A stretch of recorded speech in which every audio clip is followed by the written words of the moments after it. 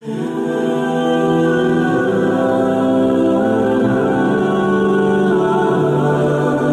لوگوں کے حق ادا کرنے ہمارے اوپر لازم ہیں ان میں سے میاں اور بیوی ایک دوسرے کے حق ادا کریں۔ یہ ہمارے معاشرے کی ایک بنیادی اکائی ہے۔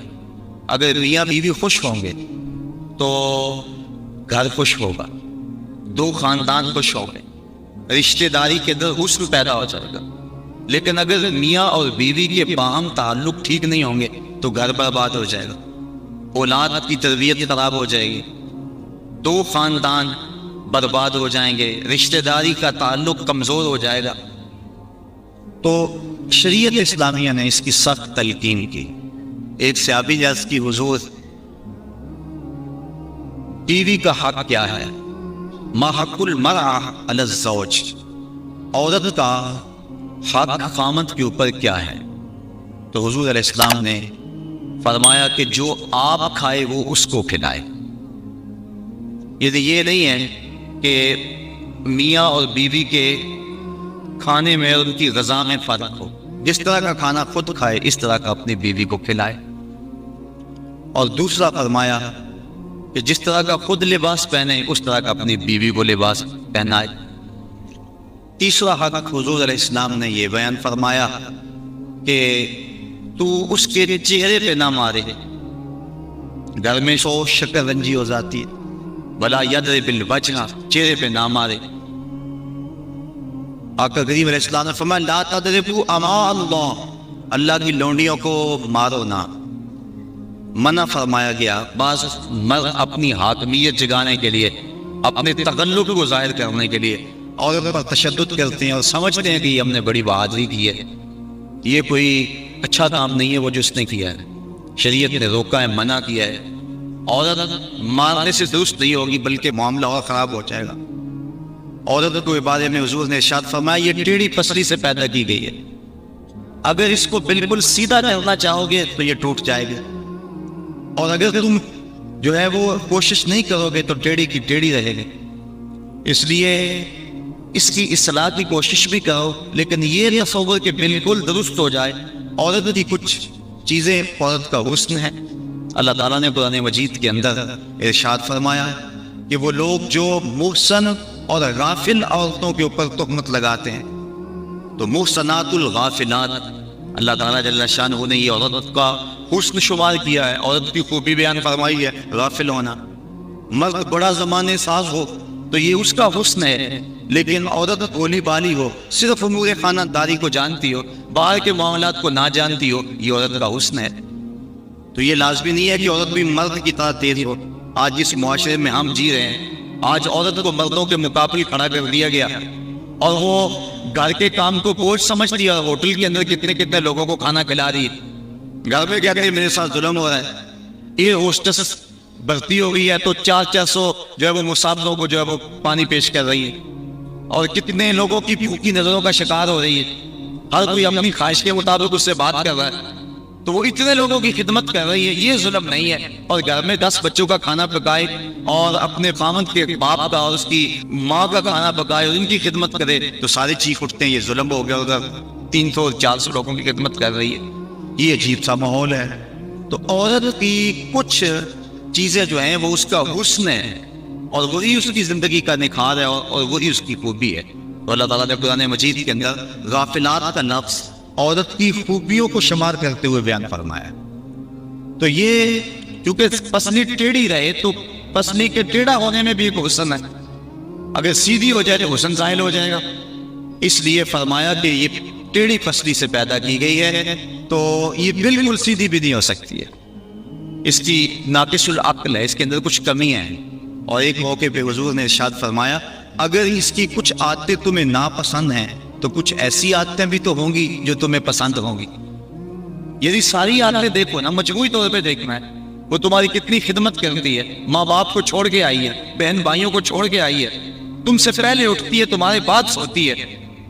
اور کبھی کبھار ایسا ہوتا ہے کہ میاں بیوی اکٹھے کہیں گئے ہوتے ہیں تو راستے کے اندر دونوں آ رہے ہیں، بچہ بیوی نے اٹھایا ہوا ہے جبکہ طاقتور مرد ہے، اور پھر جب واپس گھر پہنچتے ہیں تو خاوند کہتا ہے کہ جلدی جلدی پانی بناؤ، اور وہ کبھی برف توڑ رہی ہے، کبھی چینی میں لا کے پانی تیار کر رہی ہے، اور پھر سب سے پہلے خامد کو دیتی ہے، بچتا ہے تو خود پیتی ہے، کمزور بھی بیوی ہے، دونوں ایک طرح کی دھوپ میں چل کے آئے ہیں، بچہ بھی بیوی نے اٹھایا ہوا تھا، اور آگے خامد بیوی کو کہتا ہے کہ یہ کام تو کر، لیکن پھر بھی اس کی زبان پہ شکوہ نہیں آتا، اس کو کہتا تم پانی تیار کرو، پانی پیتا کہتا اب کھانا پکاؤ، اس گرمی میں پھر بیوی باورچی خانے میں چلی جاتی، کھانا پکا کے آدھے گھنٹے کے بعد پھر مرد کے سامنے رکھتی ہے، وہ کھاتا ہے، کھا کے پھر کہتا ہے ٹانگیں دباؤ، اور شکوہ نہیں کرتی کہ عجیب بات ہے تیرے ساتھ میں بھی اسی طرح تھکی ہوں، میں نے بچہ بھی اٹھایا ہوا تھا، میں نے پھر پانی تیار کیا، اب کھانا سخت گرمی میں بنایا، یہ اس کی اچھی عادت ہے۔ تو فرمایا اگر تم اس کی کچھ عادتوں کو دیکھ کر پریشان ہوتے ہو تو کچھ اس کی عادتیں ایسی بھی تو ہوں گی جو تمہیں پسند ہوں گی، اگر یہ تم سوچ لیا تو میاں بیوی کے درد محبت کا رشتہ مستقل ہوگا، کمزور نہیں ہوگا۔ بلکہ ایک انگریزی نے لکھا، وہ کہتا ہے کہ کوئی شے بھی جو ہے اس کو کوئی نہ کوئی فائدے ضرور ہوتے ہیں، وہ مثال دیتا ہے، وہ کہتا ہے جو گھڑی بند پڑی ہے نا ایک دن میں 2 مرتبہ وہ بھی سچ بولتی ہے۔ مثال کے طور پہ گھڑی بند ہوگی 12 بجے، تو جب دن کے 12 بجے ہیں اس وقت گھڑی سچ بول رہی ہوتی ہے، رات کو جب 12 بجتے ہیں تو گھڑی سچ بول رہی ہوتی ہے۔ کہتا ہے جو خراب گھڑی ہے وہ بھی دن میں 2 مرتبہ سچ بولتی ہے۔ تو اگر کسی شخص کی خرابیاں تمہیں نظر آئے تو اس کی کوئی خوبی بھی ڈھونڈ لیا کرو، مکھی کی طرح نہیں کہ سارے بدن کو چھوڑ کر جہاں زخم ہو وہاں ہی بیٹھنا ہوتا ہے، جہاں خوشبو ہو وہاں بھی تو جاؤ۔ اس لیے فرمایا حضور علیہ السلام نے، یہاں غور تو کیجئے خاندانوں کو جوڑنے کا اور میاں بیوی کے اندر باہم محبت پیدا کرنے کا یہ کتنا حکمت بھرا جملہ ہے، یہ جوامع الکلم سے ہے یہ جملہ، اور کتنا حسن ہے اس جملے کے اندر۔ فرمایا اگر اس کی کوئی بات تمہیں ناپسند ہے تو کوئی اس کی ایسی بات بھی تو ہوگی جو تمہیں پسند ہے، اور تم اس کو دیکھ لو۔ بلکہ صوفیہ فرماتے ہیں اگر خوبی دیکھنے کا شوق ہو تو کسی اور میں دیکھو، اور برائی دیکھنے کا شوق آئے تو اپنے اندر دیکھو۔ اگر انسان اپنی زندگی کے اندر یہ رویہ بنا لے تو زندگی میں حسن آ جاتا ہے، لیکن ہمارا جو عمومی رویہ ہے ہم برائیاں اوروں میں دیکھتے ہیں اور خوبیاں ساری اپنے اندر دیکھتے ہیں۔ وہ کیا کسی نے کہا تھا کہ کسی کی طرف انگلی اٹھانے والا ذرا غور تو کرے کہ باقی انگلیاں اس کی اپنی طرف اٹھ رہی ہیں، تو ذرا تدبر تو کرے، ذرا غور تو کرے۔ اس لیے فرمایا اگر اس کی کوئی عادت تمہیں ناپسند ہے، ناگوار ہے، تو کوئی اس کی ایسی عادت بھی ہوگی کہ جو تجھے پسند ہوگی، اس عادت کو دیکھ کر کے تم اس کے ساتھ محبت کر سکتے ہو۔ اور آقا کریم نے یہ بھی فرمایا خیرکم لأہلہ وأنا خیرکم لأہلی، تم میں سے بہتر وہ ہے جو اپنے اہل خانہ کے ساتھ بہتر ہے، اور فرمایا تم میں سے سب سے بہتر میں ہوں جو اپنے اہل خانہ کے ساتھ بہتر ہوں۔ حضور اپنے اہل خانہ کے ساتھ جو حسن سلوک کیا ہے تاریخ اس پہ گواہ ہے۔ جب آقا کریم کا وصال ہوا 9 بیویاں اس وقت حضور کے نکاح میں تھیں، اور آقا کریم علیہ السلام کی ایک بیوی کو بھی حضور پہ شکایت نہیں تھی، جبکہ اتنی کثرت سے ازواج ہوں تو اس وقت شکایت کا پیدا ہو جانا لازم ہے، لیکن اس انداز کے ساتھ حضور نے حسن سلوک کیا ان کے ساتھ، ان کے درمیان عدل قائم فرمایا، اور ان کے ساتھ محبت جو حضور کی تھی وہ مثال ہے۔ ایک حضرت سیدہ طیبہ طاہرہ حضرت خدیجہ الکبریٰ رضی اللہ تعالی عنہ کا جب آخری وقت آیا تو انہوں نے اپنی بیٹی حضرت فاطمہ الزہرا رضی اللہ تعالی عنہ کو بھیجا، کہا جاؤ اپنے باپ سے چادر مانگ لاؤ۔ تو سیدہ فاطمہ حاضر ہوئی، عرض کی امی چادر مانگ رہی ہیں۔ تو حضور علیہ السلام نے فرمایا بیٹا اپنی ماں سے پوچھو نا چادر کیا کرنی ہے۔ تو حضرت خدیجہ الکبریٰ رضی اللہ تعالی عنہ کی خدمت میں پوچھنے کے لیے حضرت فاطمہ واپس آ رہی ہیں، تو حضرت نبی رحمت صلی اللہ علیہ وسلم کے پیچھے آ گئے۔ حضرت خدیجہ سخت بیمار، عرض کی حضور اس وقت جو میری حالت ہے آپ دیکھ رہے ہیں، مجھے لگتا ہے کہ یہ میرا آخری وقت آ گیا ہے، میں نے چادر اس لیے مانگی ہے کہ اس چادر سے مجھے کفن دیا جائے۔ اب سنو حضور نے کیا جواب دیا۔ آقا کریم کی آنکھوں میں آنسو آ گئے اور فرمایا خدیجہ تو نے تو چادر مانگی ہے، لو اردت جلدی لا آتیتک، اگر تو میری جلد بھی مانگتی میں وہ بھی اتار کے دے دیتا۔ یہ ہے محبت بیوی کے ساتھ، یہ ہے پیار کا رشتہ۔ حضرت ام المومنین سیدہ عائشہ صدیقہ رضی اللہ تعالی عنہ فرماتی ہے حضور کثرت سے حضرت خدیجہ کا تذکرہ کرتے تھے۔ ایک دن مجھ سے نہ رہا گیا، میں نے کہا حضور آپ اس بوڑھی عورت کا تذکرہ نہیں چھوڑتے، تو حضور نے فرمایا عائشہ مجھے خدیجہ کے بارے تکلیف نہ دو، جب پورے مکے نے میرا انکار کیا تھا اس نے میرا اقرار کیا تھا۔ حضرت عائشہ صدیقہ رضی اللہ تعالیٰ عنہ فرماتی ہیں ایک دن حضور بقیع سے واپس آ رہے تھے، میرے سر میں سخت درد ہو رہا تھا، حضور تشریف لائے تو میں نے کہا واہ ساو ہائے میرا سر گیا، تو حضور علیہ السلام نے کہا وَأَنَا یا عائشہ، عائشہ یہ تیرے سر میں درد نہیں، یہ تو میرے سر میں درد ہو رہا ہے۔ یہ بیوی کے ساتھ محبت کا انداز ہے جو حضور نے اختیار فرمایا، یہ کیسا پیار ہے، یہ کیسی غور تو کریں۔ حضرت سودا رضی اللہ تعالی عنہ حضور ان کے ہاں تشریف فرما تھے، حضرت عائشہ صدیقہ رضی اللہ تعالی عنہ نے کچھ پکایا، مٹھی چیز تیار کی، جی میں آیا حضور کو دوں، آقا کریم حضرت سودا رضی اللہ تعالی عنہ کے ہاں تھے، انہوں نے وہ شے اٹھائی اور حضرت سودا کے حجرے میں چلے گئے، وہ چیز رکھی، کھانا شروع کیا، حضور بھی تناول کر رہے، حضرت عائشہ رضی اللہ تعالیٰ عنہ بھی تناول کر رہی، لیکن حضرت سودا نہیں لے رہے، ان کے دل میں یہ بات آ گئی کہ میری باری تھی اور یہ کھانا تیار کر کے ادھر لے آئی ہیں، اس لیے وہ نہیں کھا رہے۔ تو حضرت عائشہ صدیقہ رضی اللہ تعالیٰ عنہ نے اس حلوے یا اس چیز سے انگلی کے ساتھ تھوڑی سی چیز لگائی، حضرت سودا کے رخسار پہ مل دی۔ اب حضرت سودا نے عرض کی حضور یہ دیکھو انہوں نے کیا کیا ہے، تو آقا کریم نے فرمایا نیکی کی جزا نیکی اور برائی کی جزا برائی، ایسا کرو کہ تم بھی بدلہ لے لو۔ تو حضرت سودا نے انگلی لگائی اور حضرت عائشہ صدیقہ رضی اللہ تعالیٰ عنہ کے چہرے پہ لگا دی۔ اب ان کے چہرے پہ بھی وہ حلوہ یا وہ کھیر وغیرہ لگی ہے، ان کے چہرے پہ بھی لگی ہوئی ہے، باہر دروازے سے دستک ہونے لگی، دروازے پر کسی نے دستک دے دی۔ اب حضور تشریف لے گئے، دیکھا تو حضرت عمر فاروق کھڑے تھے، ابھی غالباً حجاب کی آیتیں نہیں اتری تھی، تو حضور جلدی جلدی آئے، فرمایا منہ دھو لو عمر آ رہے ہیں۔ اب دونوں کے ساتھ عدل بھی فرمایا حضور نے، اور ایسی شفقتی بھی پیدا ہو گئی۔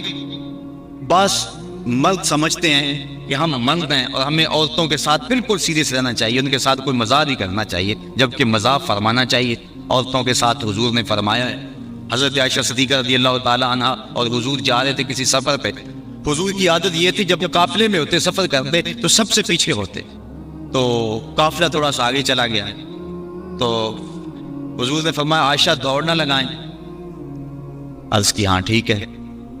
حضرت عائشہ صدیقہ رضی اللہ تعالیٰ عنہ کہتی ہیں کہ میں پتلی دبلی تھی، میں اپنے پاؤں سے آگے نکل گئی، یہ لفظ کے حضرت عائشہ صدیقہ نے، یہ نہیں کہا میں حضور سے آگے نکلی، بلکہ ادب کا یہ عالم ہے، کہا میں اپنے پاؤں سے آگے نکل گئی۔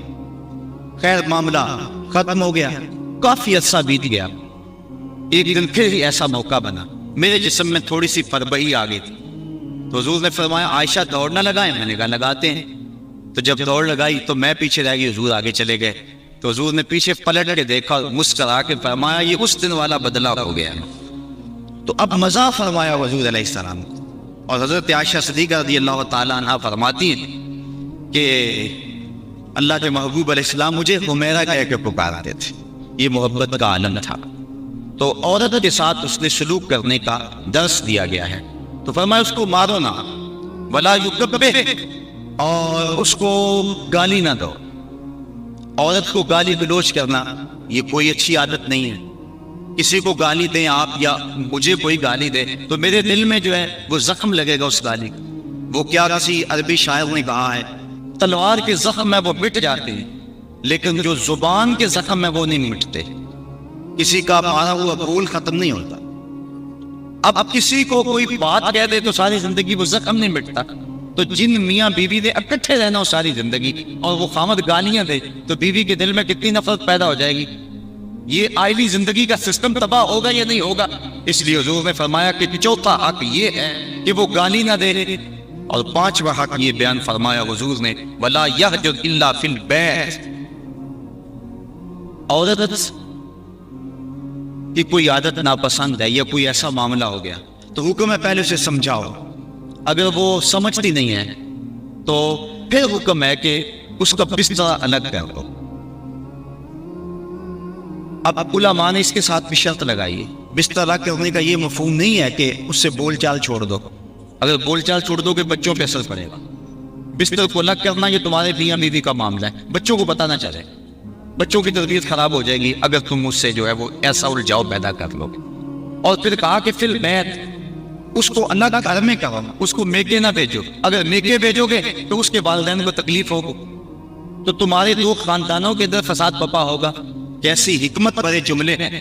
فرمایا ایک تو اس کو جدا کرو، دوسرا گھر کے اندر کرو، کسی تیسرے کو کانوں کان خبر نہ ہو، اور عورت جو ہے وہ تمہاری جدائی برداشت نہیں کر سکے، کیونکہ عورت کی فطرت اور ضرورت ہے مرد، وہ مرد کو دیکھ کر تسکین پاتی ہے، اور مرد کا چہرہ اجڑ جائے تو گھر اس کو کھانے کو آتا ہے، گھر میں اسے سکون ہی ملے گا، ہر طرح کی دولت و آسودگی ہو، لیکن خاوند کا چہرہ سیدھا نہ ہو تو عورت کو سکون ہی نہیں ملے گا۔ اس لیے فرمایا کہ تم مجھ سے ناراض ہو جاؤ، بگڑ جاؤ، لیکن گھر کے اندر بستر سے الگ ہو جاؤ، الگ سونا شروع کر دو، لیکن گھر کے اندر، تاکہ بچوں کے حالات پر بھی فرق نہ آئے اور تمہارے خاندانوں کے اندر بھی تفریق نہ پڑے۔ تو کہا یہ حق ہیں عورت کے مرد کے ذمے۔ اب ذرا ان پہ بار بار غور کریں۔ فرمایا جو خود کھاتے ہو انہیں کھلاؤ، جو خود پہنتے ہو انہیں پہناؤ، اور چہرے پر نہ مارو، اور فرمایا ان کے بستر الگ کر دو اور ان کو گالی نہ دو۔ یہ حضور علیہ السلام نے عورت کے حق بیان فرمائے۔ اور پھر حضور نبی رحمت صلی اللہ علیہ وآلہ وسلم نے یہ بھی ارشاد فرمایا، اکمل المؤمنین ایمانا احسنهم خلقا وخیارکم خیارکم لأہلہ۔ فرمایا تم میں سے کامل ایمان اس شخص کا ہے جس کے اخلاق اچھے ہیں، خلق اچھا ہے، جس کا منہ میٹھا ہے، جس کی بولی ٹھیک ہے۔ وہ کیا کسی نے کہا تھا، لہجے میں اگر رس ہو تو دو بول بہت ہیں۔ انسان کو رہتی ہے محبت کی زبان یاد، انسان کو محبت کی بولی یاد رہتی ہے۔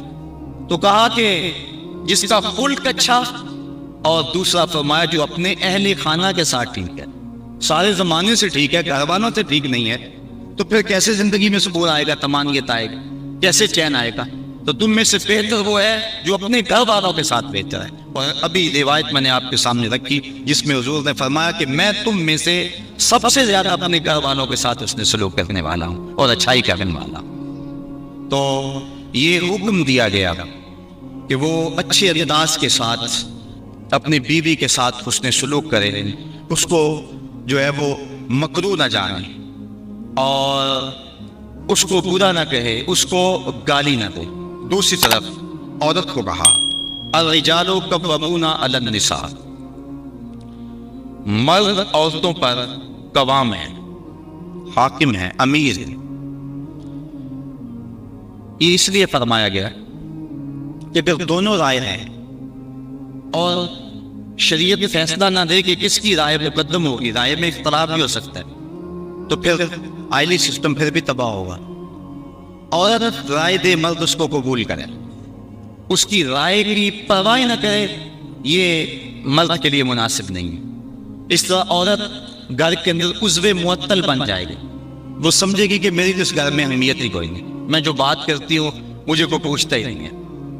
عورت بندہ اپنی مرضی بھی کر رہی ہے، عورت کی رائے لے رہے، جب کسی کی رائے لیتے ہو آپ کسی معاملے میں تو اس کی عزت افزائی ہوتی ہے۔ تو اس لیے عورت کے ساتھ مشاورت کریں، اس کی بات کو اہمیت دیں، اگر اس کی بات قابل قبول نہیں ہے تو اچھی انداز اس کو سمجھائیں۔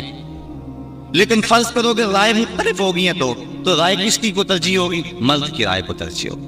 جس طرح کہ میں نے حقوق والدین کو عنوان سے عرض کیا تھا کہ ماں کچھ اور کہتی ہے، باپ کچھ اور کہتا ہے، اب کس کی بات مانیں گے، ماں کی یا باپ کی؟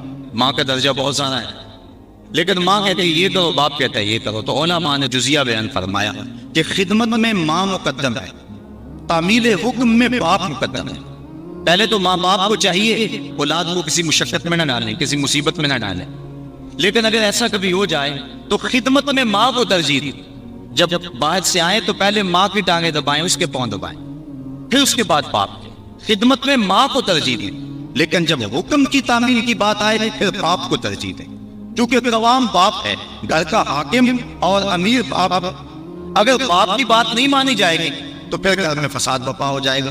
اسی طرح زوجین میں سے خامد کی بات کو ترجیح اگر دی جائے گی تو یہی معاشرے کا بھی حسن ہے اور خاندان کے اندر بھی اسی میں عزت ہے۔ اگر خامد کچھ اور کہتا ہے، بیوی کچھ اور کہتی ہے، بات بیوی کی مان لی جائے تو گھر میں تو مصیبت بن گئی۔ خامد کو کوسنے دیں گی، اس کی بہنیں بھی، اس کے بھائی بھی، اس کی ماں بھی کہے گی، باپ بھی کہے گی، بیوی کے پیچھے لگ گیا۔ لیکن اگر بیوی خاوند کے پیچھے لگ جائے تو یہ بیوی کے لیے حسن ہے.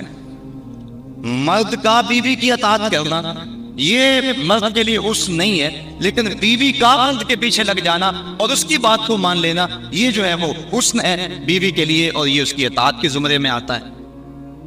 تو مرد حاکم بنایا گیا ہے، لیکن حاکم کا یہ مطلب بھی مرد نہ سمجھے کہ وہ جب چاہے عورت کو مارنا شروع کر دے، اس کو غلام سمجھے اور اس کی اہمیت نہ سمجھے، بلکہ عورت کو برابر مشاورت میں شریک رکھے. جس طرح مرد عورت پہ ناراض ہو جاتا ہے، عورت کو بھی حق ہے کہ وہ مرد پہ ناراض ہو جائے کسی معاملے میں، اور جس طرح عورت مرد کو مناتی ہے، مرد بھی اپنی بیوی کو منا سکتا ہے، راضی کر سکتا ہے. اس میں کوئی حرج نہیں ہے، چونکہ گھر میں شکنجی ہو سکتی ہے. بخاری شریف میں روایت موجود ہے، حضور نبی رحمت صلی اللہ علیہ وسلم نے ارشاد فرمایا، عائشہ جب تم ناراض ہوتے ہو مجھے پتہ چل جاتا ہے. عرض کی حضور کیسے؟ فرمایا جب تم راضی ہوتی ہو اس وقت کوئی بات ہو تو قسم اٹھاتی تو کہتی ہو رب محمد، مجھے محمد کے رب کی قسم. اور جب تم ناراض ہوتی ہو اور کوئی بات ہو تو قسم اٹھاتی ہو تو کہتی ہو رب ابراہیم، مجھے ابراہیم کے رب کی قسم ہے. تو مجھے پتہ چل جاتا ہے کہ اب تم ناراض ہو اور اب تم راضی. جب حضرت عائشہ صدیقہ رضی اللہ تعالیٰ عنہا نے یہ بات سنی تو کہا ما احجر الا اسمک، حضور میں صرف آپ کا نام ہی چھوڑتی ہوں، دل میں تو آپ ہی ہوتے ہیں، دل میں تو آپ ہی کے ڈیرے ہیں اور آپ ہی کے بسیرے. تو یہ اسلام نے ہمیں کیسا روشن راستہ دیا، اور حضور کی سیرت اور حضور کا عمل ہمارے سامنے. تو میاں بیوی کے اندر باہم شکنجی ہو سکتی ہے، تو اس کے اندر جو ہے ایک فریق ناراض ہو گیا تو دوسرا راضی کر لے، دوسرا ناراض ہو گیا تو پہلا راضی کر لے. کس قدر گھر میں حسن آ جائے گا. جب گھر حسین ہوگا تو سارا معاشرہ حسین ہو جائے گا. لیکن اگر یہ جو بنیادی اکائی ہے اس میں حسن نہ ہوا تو باقی حسن کیسے ہو سکتا ہے. تو حاکم ہے مرد، اور جس طرح عورت کے کچھ حقوق ہیں مرد کے بھی کچھ حقوق ہیں. حضور علیہ السلام نے ارشاد فرمایا لا یحل للمرأة ان تصوم وزوجها شاهد الا باذنه ولا تأذن في بيته الا باذنه. فرمایا عورت کو یہ حق نہیں پہنچتا کہ وہ روزے رکھے جبکہ خامد گھر میں ہو. نفلی روزہ رکھنا اگر عورت کو ہو تو وہ خامد سے پوچھ کے رکھے گی. خامد کی اجازت اور اذن کے بغیر عورت روزہ بھی نہیں رکھ سکتی، کیونکہ خامد کی رضا کا حاصل کرنا عورت کے لیے بہتر نفلی عبادت ہے. اس لیے اگر خامد راضی نہیں ہے تو روزہ نہ رکھ کے، راضی ہے تو رکھ لے. اور فرمایا حضور علیہ السلام نے دوسری بات یہ ہے کہ وہ اس کے گھر میں جس کو وہ ناپسند کرتا ہے اس کو آنے نہ دے، اذن نہ دے. اور ایک حدیث کے اندر یہ لفظ ہیں کہ حضور علیہ السلام نے ارشاد فرمایا کہ وہ خاوند کے بستر کو روندنے نہ دے. یعنی خاوند جس بستر پہ بیٹھتا ہے، سوتا ہے، آرام کرتا ہے، اس بستر پہ کسی کو نہ چڑھنے دے. اور اس پر حضرت ام حبیبہ رضی اللہ تعالی عنہا کا عمل ہمارے سامنے ہے. یہ ابو سفیان کی بیٹی ہیں اور حضور پر حضرت ام حبیبہ ایمان لے آتی ہیں، ان کا شوہر بھی ایمان لے آتا ہے. جب ہجرت حبشہ ہوئی تو یہ دونوں میاں بیوی حبشہ کی طرف ہجرت کر گئے. کچھ عرصہ وہاں گزرا رہا. ایک دن حضرت ام حبیبہ سوئی تو خواب دیکھا ہے کہ میرے خامد کا چہرہ بدل گیا ہے. تو سخت پریشان ہوئی. صبح اٹھی تو پتہ چلا کہ خامد عیسائی ہو گیا. کسی عیسائی کے پاس بیٹھنا اٹھنا تھا تو اس نے اپنا دین بدل لیا. تو حضرت ام حبیبہ رضی اللہ تعالیٰ عنہ الگ ہو گئی. کچھ عرصے کے بعد خامد بھی فوت ہو گیا. اب وہاں پردیش میں سارے جہان کو چھوڑ کر وہاں گھر بسایا تھا تو وہاں وہ تنہا ہو گئی. تو سخت پریشان تھی. آقا کریم علیہ السلام نے حبشہ کے حکمران نجاشی کے ذریعے حضرت ام حبیبہ رضی اللہ تعالی عنہا کو پیغام نکاح بھیجا. نجاشی نے ایک لونڈی بھیجی کہ جا کے ام حبیبہ کو کہو کہ اللہ کے نبی تم سے نکاح کرنا چاہتے. اب حضرت ام حبیبہ کی زبانی اگلی کہانی سنی. کہتی میں گھر میں بیٹھی ہوئی تھی کہ باہر دروازے پہ دستک ہوئی. میں نے دروازہ کھولا تو ایک خاتون کھڑی تھی. میں نے اس کو بٹھایا تو وہ کہنے لگی میں نجاشی کی سمت سے آئی ہوں، اللہ کے محبوب صلی اللہ علیہ وسلم نے تجھے نکاح کا پیغام بھیجا ہے. کہتی ہیں ایک لمحے کے لیے تو میں حیران ہوئی اور پھر میری خوشی کی انتہا نہ رہی، اور گھر کے اندر جو کچھ موجود تھا اس وقت میرے پاس، میں نے سب کچھ بطور انعام اس لونڈی کو دے دیا. میں نے کہا میرے مقدر کے حضور کے نکاح میں آؤں. پھر اللہ کے محبوب علیہ السلام نے ان سے نکاح کر لیا. وہ مدینہ تشریف لے آئیں. ابو سفیان ان کو ملنے کے لیے مدینہ پہنچے. حضور علیہ السلام کی چارپائی بچھی ہوئی تھی, تو یہ جا کے بیٹھنے لگے تو انہوں نے بستر لپیٹ لیا. تو ابو سفیان کہنے لگا رملہ تمہیں کیا ہو گیا ہے؟ یہ بستر میرے قابل نہیں سمجھتی ہو یا مجھے بستر کے قابل نہیں سمجھتی ہو؟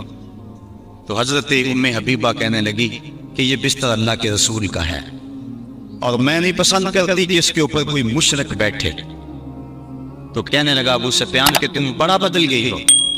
پھر اللہ تعالیٰ نے ان کو بھی اسلام کی بہاریں عطا فرما دی. تو یہ حق ہے خامند کا بیوی کے اوپر کہ خامند کے بستر کے اوپر کسی کو نہ بیٹھے.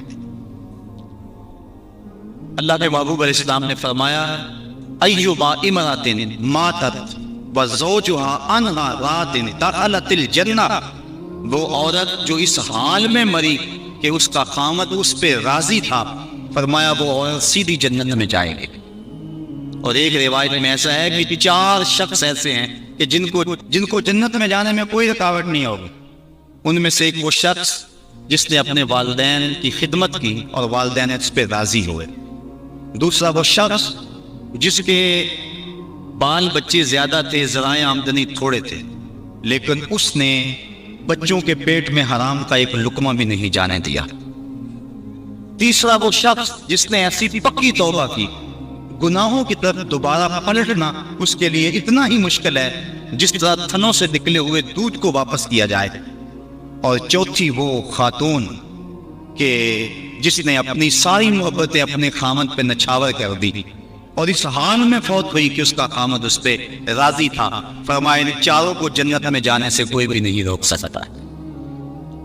تو عورت کی جنت مرد ہے, اگر وہ مرد کو راضی کر لے گی تو جنت کی راہوں کی مسافر ہے. اور اگر وہ اپنے شوہر کو راضی نہیں کر پاتی تو اللہ کے محبوب علیہ السلام نے فرمایا میں نے کثرت کے ساتھ عورتوں کو دوزخ میں دیکھا ہے. عرض کی حضور کس وجہ سے؟ فرمایا ایک تو کثرت سے لعنت کرنے والی ہوتی اور دوسرا خامد کی ناشکری کرنے والی ہوتی. یہ تو بد خصلتیں عورت میں ایسی ہیں جو عورت کو جہنم کا ایندھن بنا دیتی ہیں. ورنہ عورت جو اپنی خامد اور شوہر کے ساتھ وفا کرتی ہے. کسی بزرگ نے کہا کہ عورت نے 2 بول بولے کہ میں تیری ہوں, پھر زمانہ بدل گیا وہ نہ بدلی, اس نے وفا کی حد کر دی. تو وہ بزرگ کہتے جس طرح عورت نے وفا کی حد کر دی, اگر بندہ اپنے رب سے حد کر دے یوں وفا کی تو اللہ کتنا کرم اس کے اوپر فرمائے. اب عورت دکھ بھی سہتی ہے, تکلیفیں بھی سہتی ہے, لیکن اپنے اس قول سے نہیں پھرتی, بدلتی نہیں ہے. اس کی آزم یہ ہوتی ہے اس گھر میں سرخ جوڑا پہن کے آئی تھی, سفید لباس لے کر نکلوں اس گھر سے, یہ اس کی آرزو ہوتی ہے. اور کسی عورت کی یہ خوش قسمتی ہے.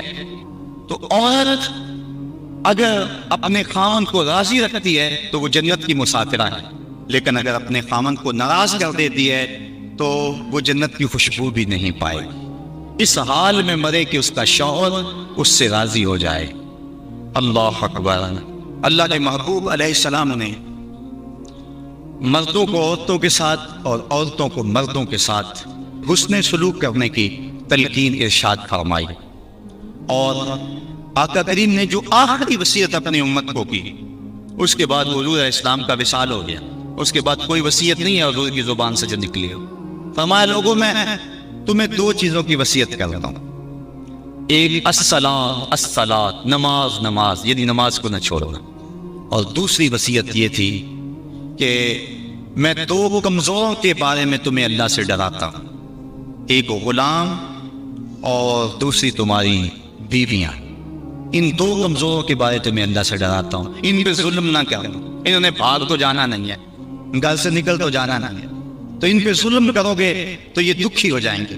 تو آقا کریم علیہ السلام نے فرمایا ان 2 کمزوروں کے بارے میں تمہیں اللہ سے ڈراتا ہوں. بلکہ اس قدر حضور نے عورتوں کی نزاکت کا لحاظ رکھا. ایک سفر پہ تھے, ایک شخص اونٹوں کو ہانک رہا تھا, اس کا نام تھا انجشا. تو وہ جلدی اونٹوں کو نا ہانکنے کی کوشش کر رہا تھا تاکہ جلدی پہنچ جائے. تو آقا کریم نے فرمایا انجشا آہستہ آہستہ.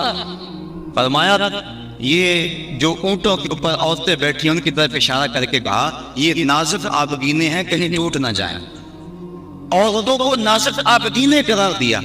آج ہمارے معاشرے کے اندر گھروں میں جو جنگ و جدل کا ماحول ہوتا ہے اور عورتوں کے ساتھ جو سلوک کیا جاتا ہے، بتاؤ یہ نازک آبگینے سلامت رہ سکتے؟ حضور نے تو فرمایا انجشا اپنے اونٹوں کی رفتار کو کم کرو کہیں یہ نازک آبگینے نہ ٹوٹ جائیں. اور پھر سنو حضور نے کیا فرمایا، حبب الیہ من دنیاکم ثلاث، لوگوں تمہاری دنیا سے مجھے صرف 3 چیزیں پسند ہیں.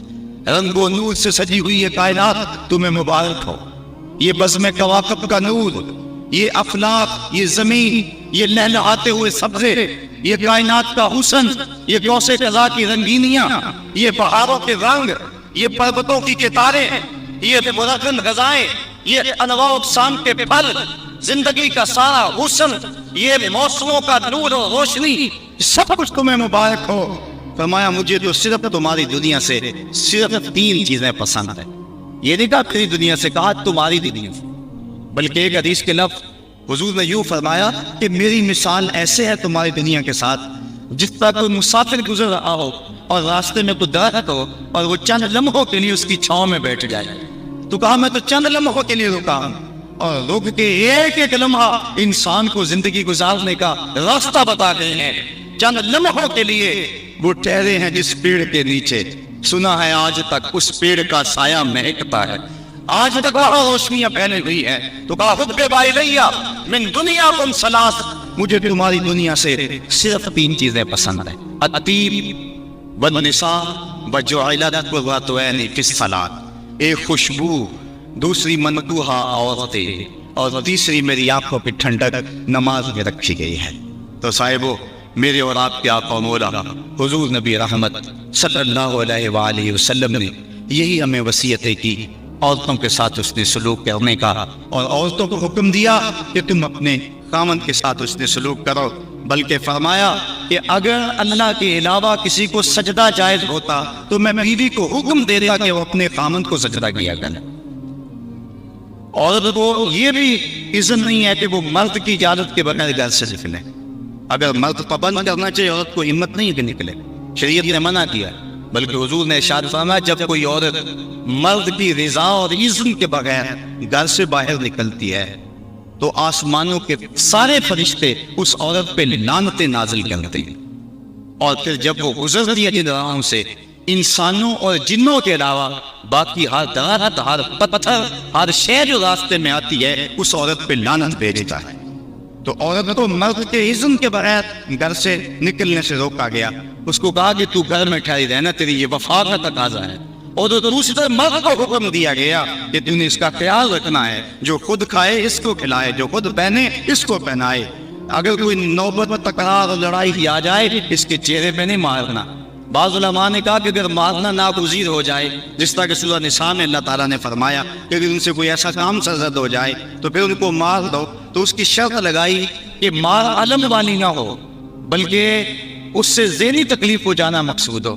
اور بعض نے کہا کہ مسواک کی مقدار کے اندر روئی لے کر اس روئی کا ایک ڈنڈا بنایا جائے اور روئی اس عورت کو ماری جائے. اب بتاؤ روئی کے ڈنڈے مارنے سے عورت کو کوئی تکلیف ہوگی یا سلحانہ پکڑ کے اس کو مارو گے تو کوئی تکلیف ہوگی؟ تو مقصد عورت کے اوپر مرد نے اپنے غصے کو نکالنا ہے، ورنہ یہ ایک ایسا نازک آبگینہ ہے کہ اگر تم ڈنڈوں سے مارنے لگو گے، ٹھڈوں سے مارو گے اور زبان سے گالیاں دے گے تو یہ مقدس رشتہ اور یہ نازک آبگینہ ٹوٹ جائے گا اور گھر کا ماحول خراب ہو جائے گا. وہی میاں بیوی کامیاب زندگی گزار رہے ہیں اور انہی کی اولادیں درست ہوتی ہیں جو ان چیزوں کا لحاظ اور خیال رکھ کے محمد عربی کی سنت سیرت پہ عمل کرتے ہیں، اور جنہوں نے اپنے گھر کو جنگ کے نقشے میں بدلا ہوا ہوتا ہے. وقتی طور پہ وہ روب جھاڑ بھی لیں لیکن ان کی زندگی کے اندر حسن اور طمانینت نہیں ہوتا. تو آج میں نے اس نشست کے اندر یہ چند باتیں آپ کے سامنے رکھی. اللہ تعالیٰ جل شانہ کی بارگاہ میں دعا ہے کہ مجھے اور آپ کو رسول کریم کے بتائے ہوئے راستوں پر چلنے کی توفیق عطا فرمائے.